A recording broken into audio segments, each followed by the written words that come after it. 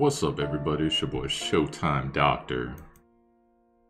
So I gotta re-record this Luna guide because there were a couple errors. And a quick note for you guys, I have tried 4 different websites, including the Chinese website, and Zlong Games on English translation, and every website I've ever used has had some issue, whether it's the percentages are off. In the last case, Zlong Games website gave the wrong skill for Adam Mueller, and just various things here and there. So what I'm gonna do from now on, from characters I don't have, I'm gonna go over what it says, etc. I'll try to double check with multiple websites what the skills say. But there's still going to be translation issues, guys, and all that, so if you find something wrong, you know, politely point it out in the chat, but if anyone's an asshole about it, I'm just going to ban you on the spot from now on, because I'm getting way too much crap for trying to help people out, and I can see now there's a reason why people don't do these guides. So, but I'm going to soldier on, so that's my edict to you. Anyone that's a jerk, fuck you. So next, we're going to go ahead and get into our Luna guide here. So Luna, she's pretty cool. She could actually, she can cover a couple roles for you if you want. Her best, in my opinion, is that she can be a magic defense tank for the entire group. So we'll get to that here. Let's go ahead and go over her basic skill here. Hold on, let me find. There it is. All right, so when you have this at level 3, that's when you get her Sylph's Blessing. It is going to increase magic defense by 10%, reduce 15% magic damage taken by Luna and allies within 2 squares. The first one, I believe that only affects her, the magic defense, which is really good, and etc. So that eventually, when you get to 6-star with her, it's going to turn into magic defense increased by 20%, allies within 2 block radius, granted. And you see here's our first mistranslation, M damage 30, it's actually magic damage taken. So, reduced by 30% in this case, and that's just the way it's going to have to roll. Now, the middle, that's going to be the magic resistance route. On the left, kind of an intriguing bow route I'll show you guys, and then Unicorn Knight actually has a pretty good skill that could synergize fairly well with her middle route here, so let's go to it here. So, Raging Thunder, this is going to be your first skill you're going to get. Attacks a single enemy, dealing 1.5 times damage. Grants Wind Ride before battle. When HP is above 50%, damage taken from melee attacks decreases by 15%. So, this is what you're probably going to want to use at the beginning of a battle because, or at least when, you know, the engagement's on and there's a bunch of dudes around you. Because her weakness is going to be physical damage, so you want her to be able to mitigate as much of that as possible while she's also tanking, like say the enemy team has a Bozal or a Lana or an Eggbird, etc.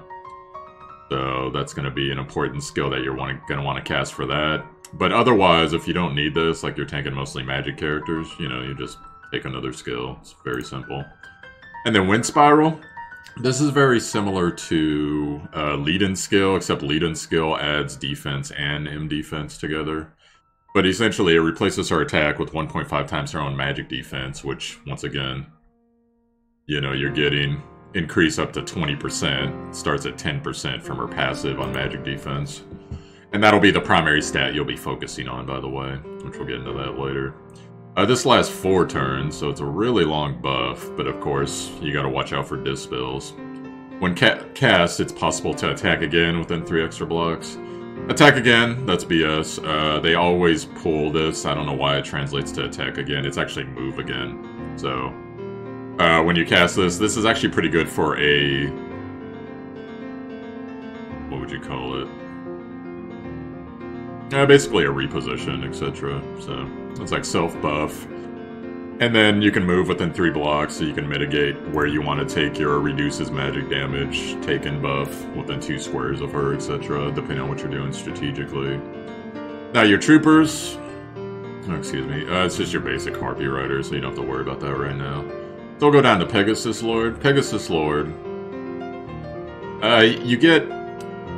It's kind of weird, like they give you, even though it says Griffin Cavalry, it's still a flyer unit, so both of these are flyer units, so honestly I don't see why you wouldn't use this one against this one, because most of what she's going to take is range damage if you're using her right, but I guess there's a case to be made. You just want to mitigate as much damage as possible, and you get the Griffin Cavalry upgraded with your troops. Maybe you'll want an all damage mitigation, that's up to you. Now this one's going to grant you a passive wind pressure.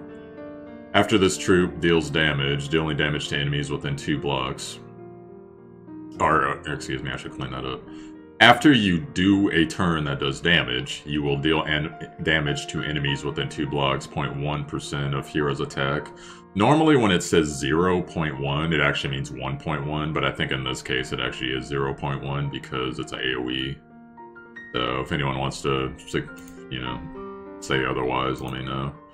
50% chance to deal random debuffs to every target. This is actually going to be pretty cool, and especially if you got a Liana that you're running her with, you can give her move again. She's going to not only be doing extra damage to everyone around her, but she's going to be throwing out lots of debuffs, which can be pretty awesome, and it synergizes with a skill we're about to get to, so let's go.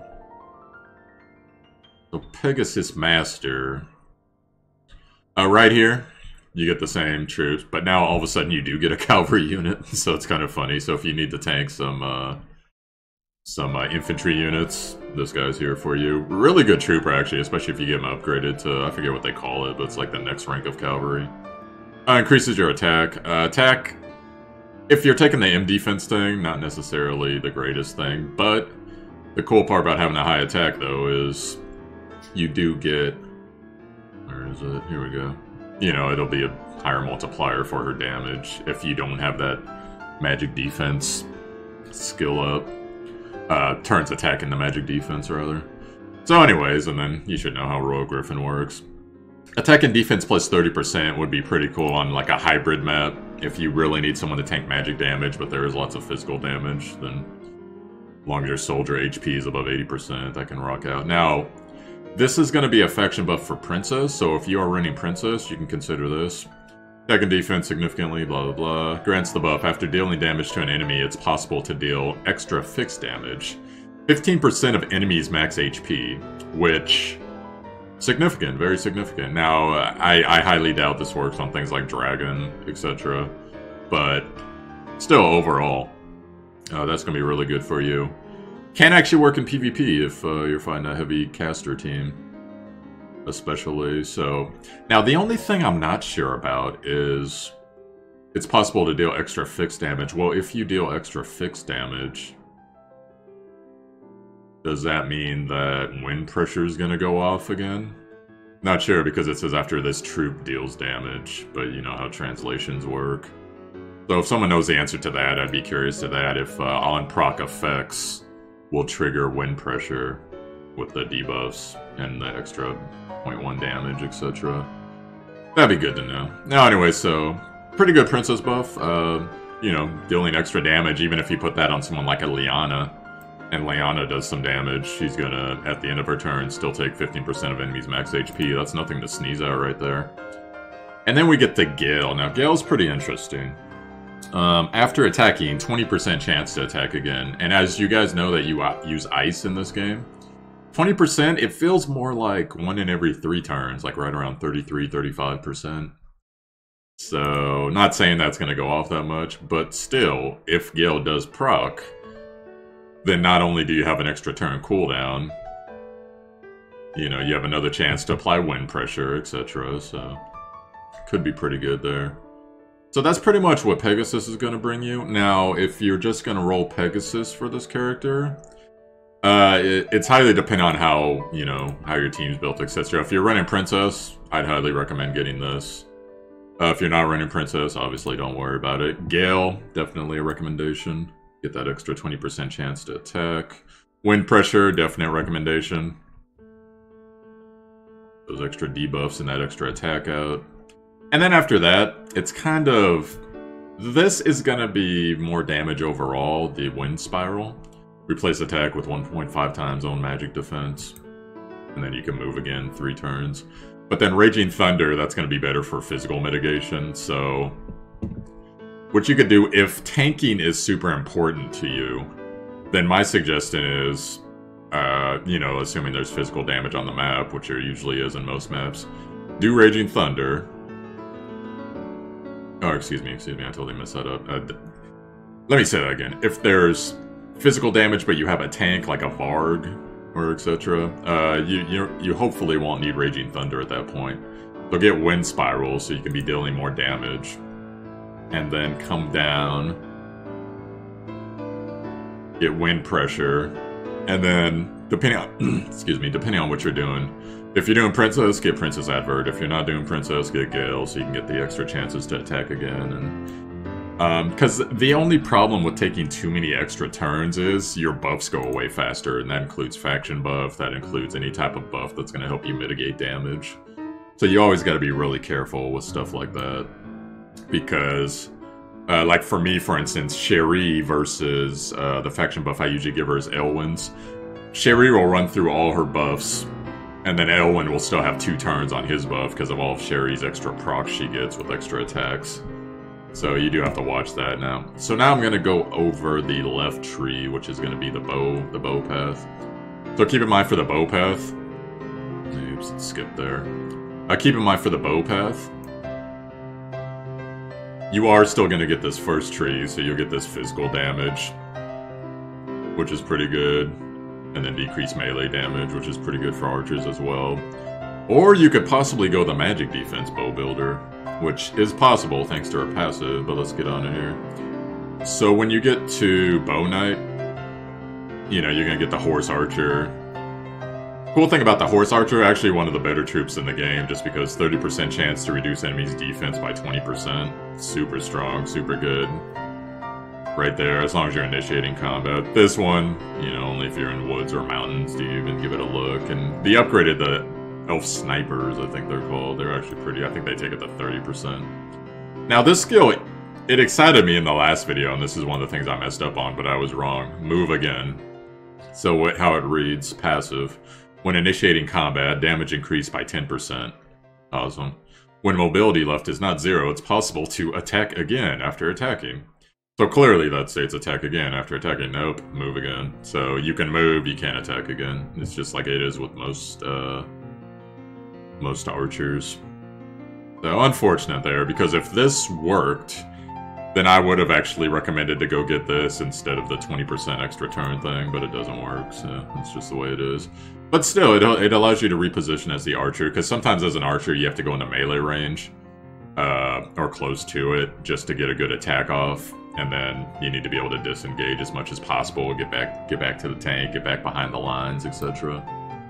So, and then we're going to go down to Bowmaster. So Bowmaster, the trooper now, the bow sniper, he gets 75% chance to reduce enemies' mobility by 2, and he also gets the decreased defense by 20%. But at a 75% tick now, so versus, I forget what it was before, I think it was at 30 or something like that.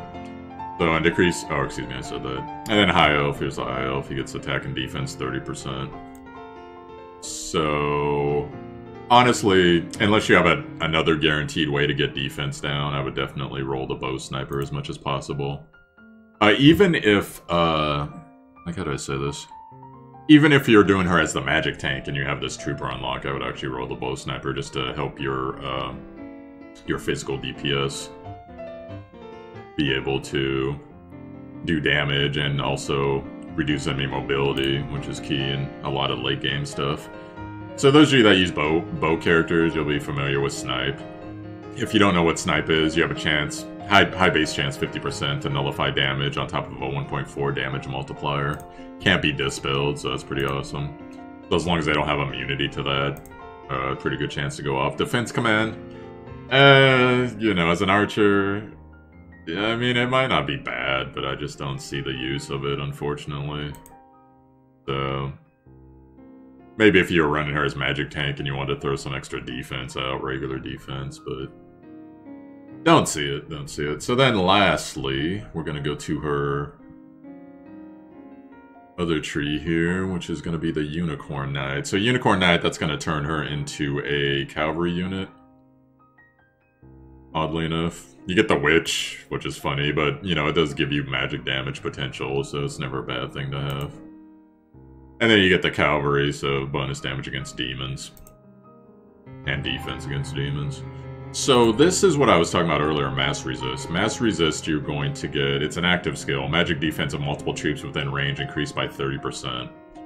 Immune to stun and cannot receive buffs. So, what I would say is, you guys that are going to run her as your magic tank for sure, go ahead and roll over and get this. And then you can replace either, it's your choice of attack again,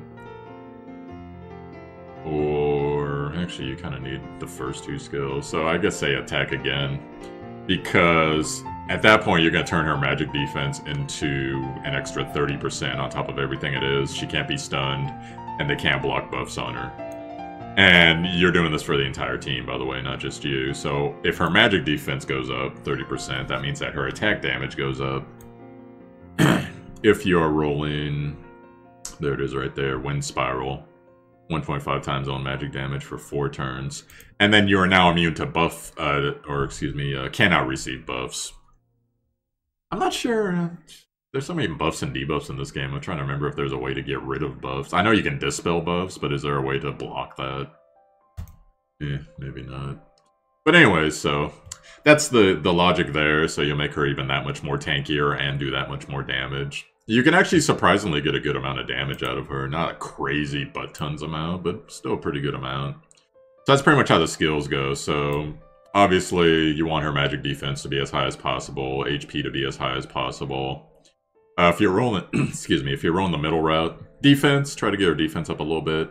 And you pretty much don't have to worry about any of this other stuff. Unless you run her as bow or whatever, but for the purposes of this guide, I'm going over her magic defense. So now we're going to go into possible builds, or excuse me, possible gear and stuff you could get her, so let's get into it.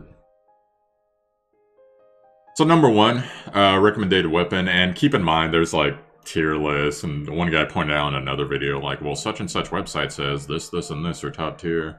Hey, I'm sure at the point they're at in China, yeah, sure, why not, but you know, you gotta go with, because it's not like we can choose which SSR weapons we can pick up, at least not to my knowledge right now.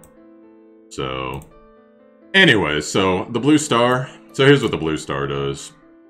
A little bit of HP, a little bit of attack. Attack defense and magic defense increase by 1% for every 1 block move before battle, up to 3%. As you level this up, the percentages in red are gonna go up. So this could get to maybe 5% or something like that, up to 15% or whatever it's going to do.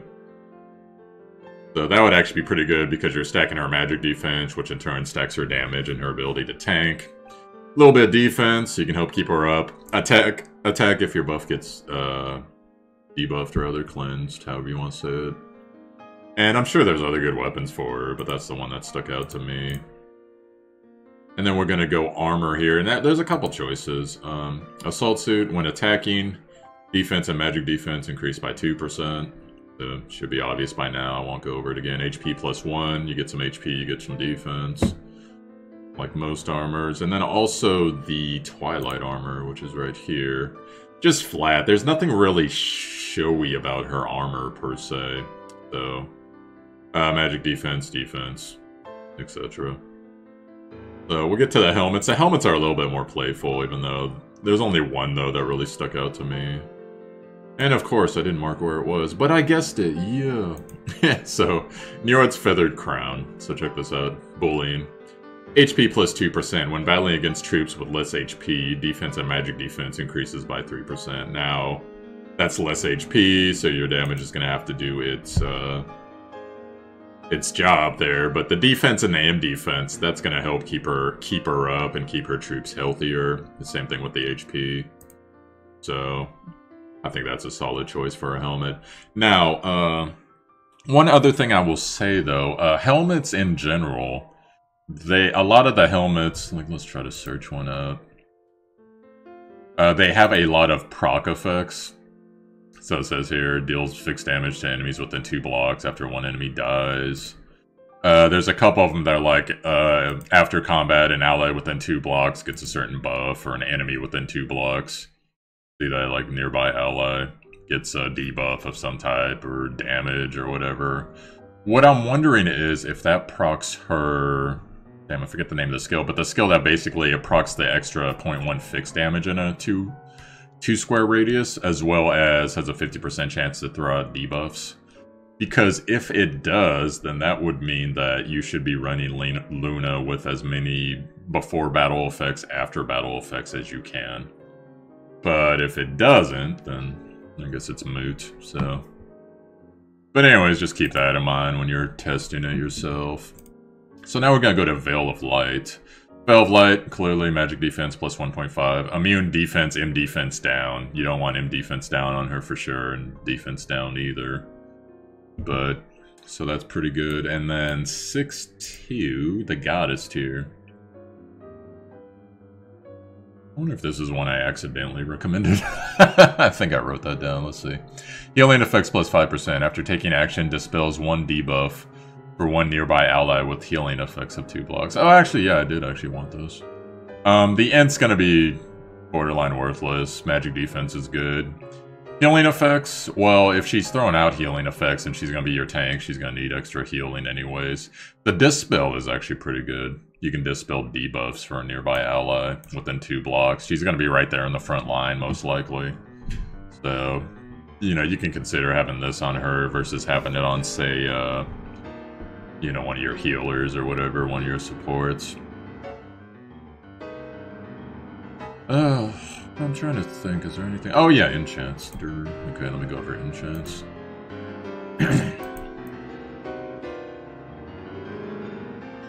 So, what I am going to recommend, there's a couple choices. Trying to think.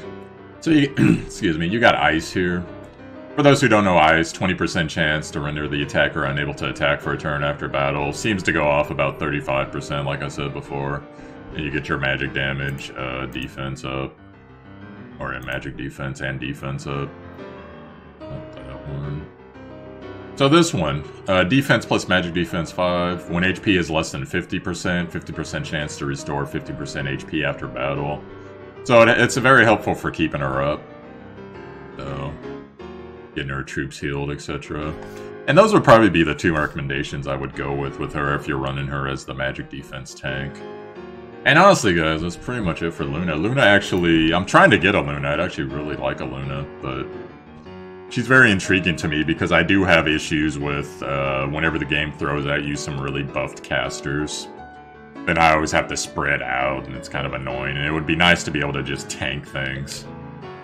Just to be able to power through everything and just get to them and smash them. But anyhow, guys, so that's going to be your guide for Luna. Hopefully this guide found you in a good place, and we'll catch you guys during the next guide. It's my intention to get out 2 more guides today, but I gotta do some research, so yeah. So I'll catch you guys, and hell, I'll do my promo, since we got a guy who, he always points out exactly when all my promos start. He's cracking me up. But anyways, yo, I'm Showtime Doctor, Showtime DR. You found my YouTube. Hit like and subscribe if you enjoyed the content.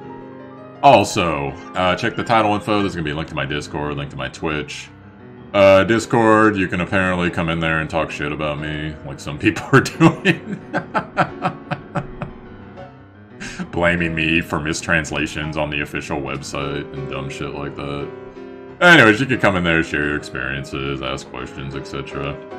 And then you can also go to my Twitch. I streamed this game yesterday.